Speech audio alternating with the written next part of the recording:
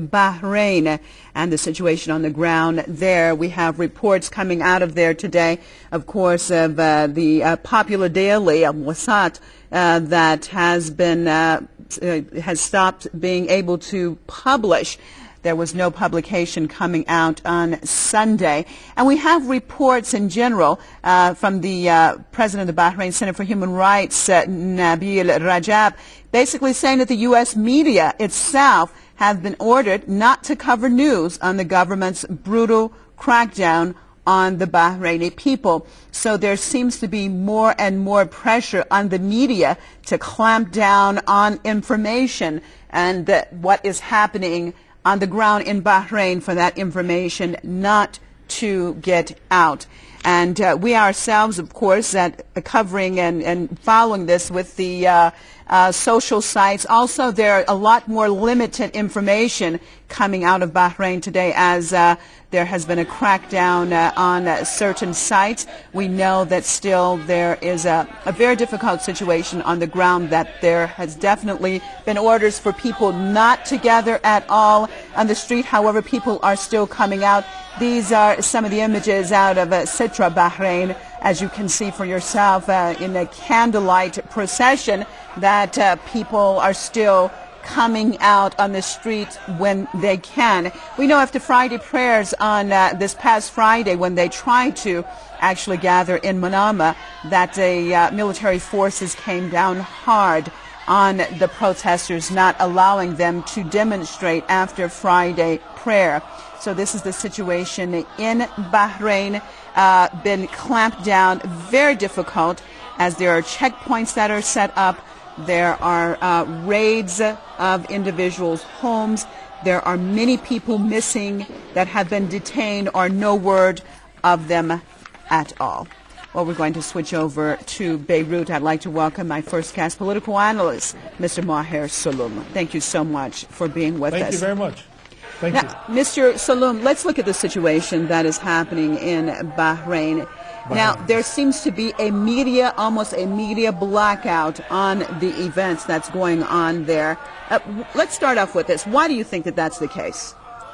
Well, it seems the media have been hurting the regime or the kingdom in Bahrain, specifically the king himself, Hamad bin Isa al-Khalifa, and the rulers in Bahrain, and even the West, because it seems that the West has been pressured badly, through human rights watch groups and international agencies that have been monitoring enough, even though they have been pressured by the rulers and the security officers of Bahrain.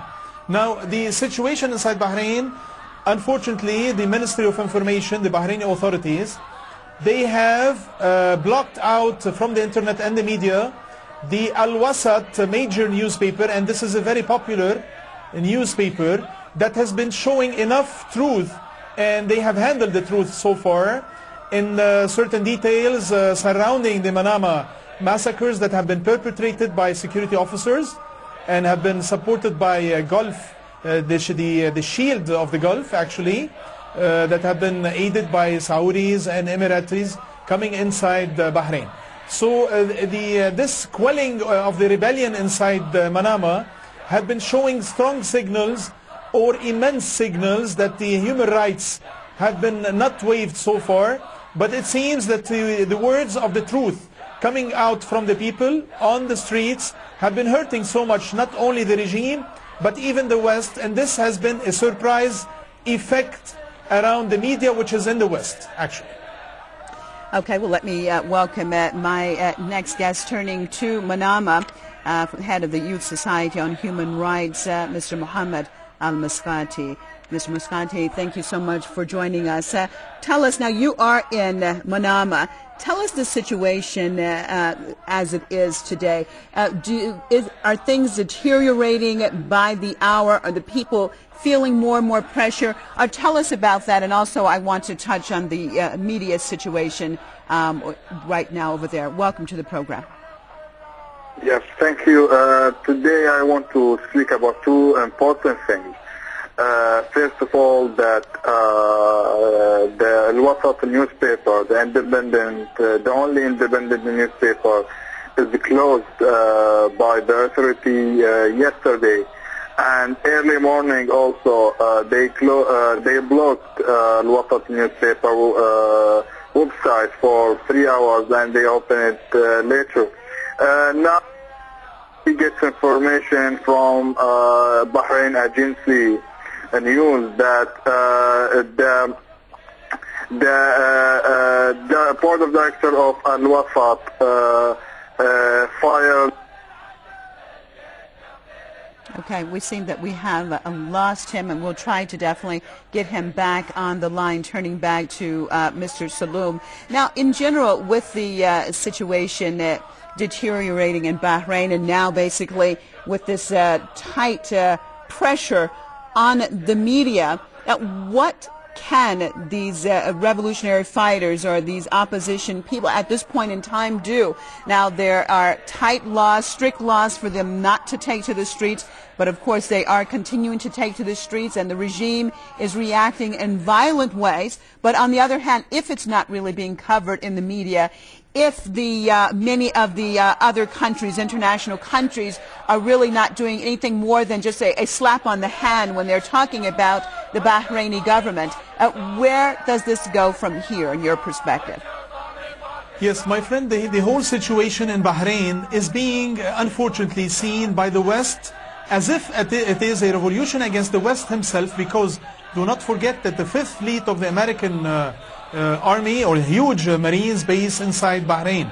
Plus there's an international intervention through the West, usually by consulting towards the administration inside the Kingdom of Bahrain through the Brits themselves, I mean the British actually. Now the situation is that they are trying to suppress or oppress the people in Bahrain, not to show any support to them even by the West, not even the media, not even human rights watch groups or international agencies, because they don't want the Bahrainis to be aware or to be leading the awareness program which has been set by the opposition in order to unveil all the massacres that have been perpetrated by the regime inside Bahrain, and with the help of the West.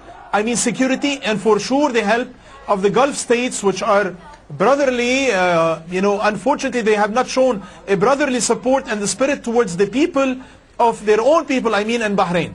Now, as much as we show enough pictures or images and information about the massacres that have been perpetrated on the streets, whether they are in the villages or the middle towns and many towns around Manama and in Bahrain, unfortunately there have been rumors saying that they are only Shiites. No, this is not the truth.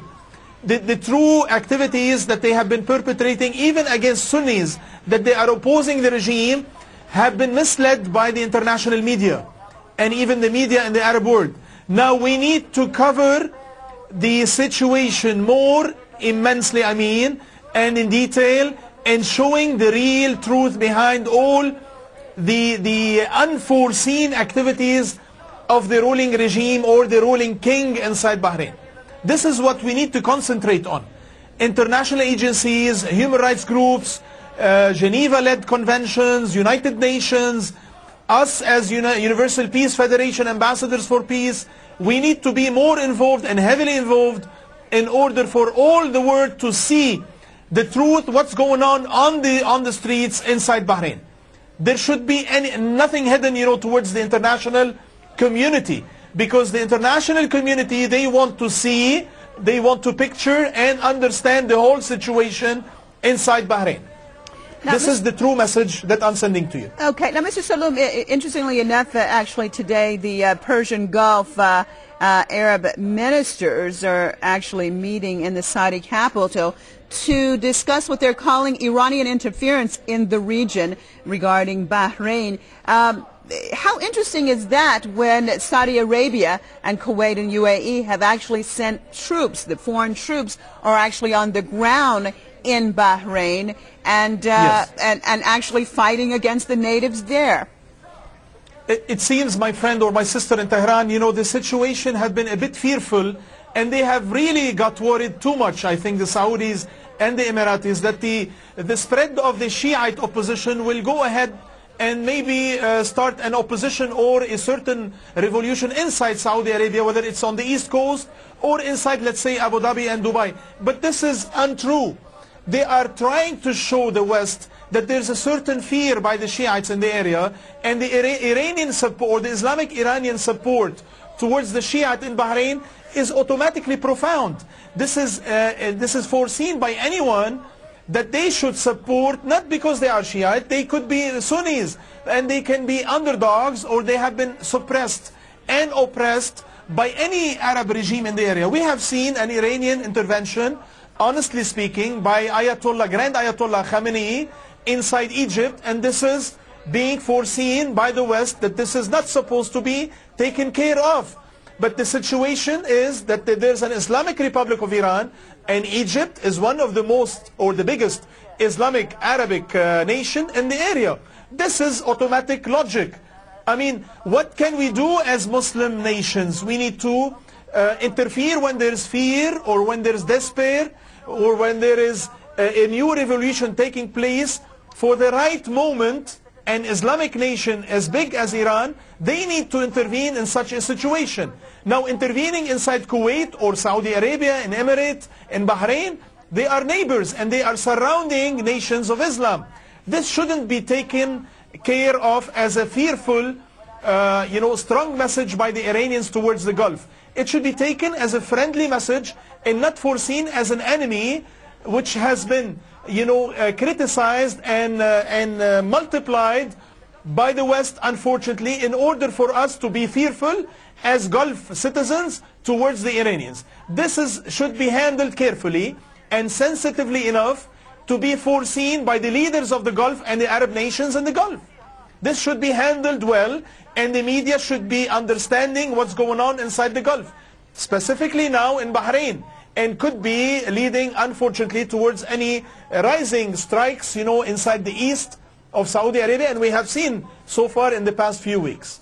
Okay, well, let me turn back to Manama. We have gotten Mr. Mohammed Maskati back on the line, who's the head of the Youth Society on Human Rights. Mr. Maskati, go ahead. You were making a couple of points of the situation on the ground today. Actually, today they fired the editor, Mr. Mansour Jamri, and his assistant and the head of the local news. This is the price of reopen Al-Wasat newspaper tomorrow. So Al-Wasat newspaper fired three persons to reopen tomorrow again. That's the situation here in Bahrain. The second thing is here. Today we get information about someone died inside the prison, and all the information mentioned that he get tortured by the security forces.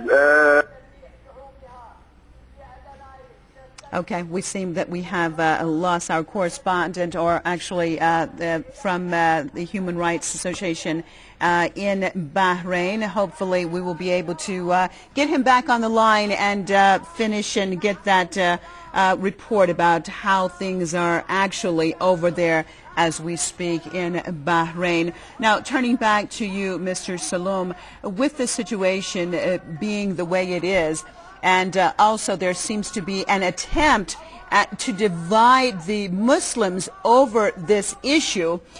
What do you see in general the responsibility of those to try to get the truth out, and what should be done?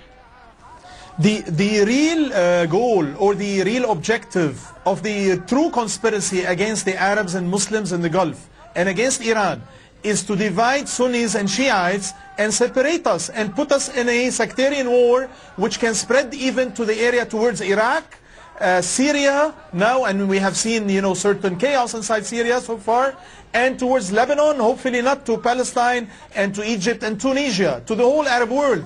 This is the strong message that we need to pinpoint and unveil towards the public media through your international media, Press TV, and any other international press coverage. My friend, inside Bahrain, the bloggers and the journalists have been really threatened.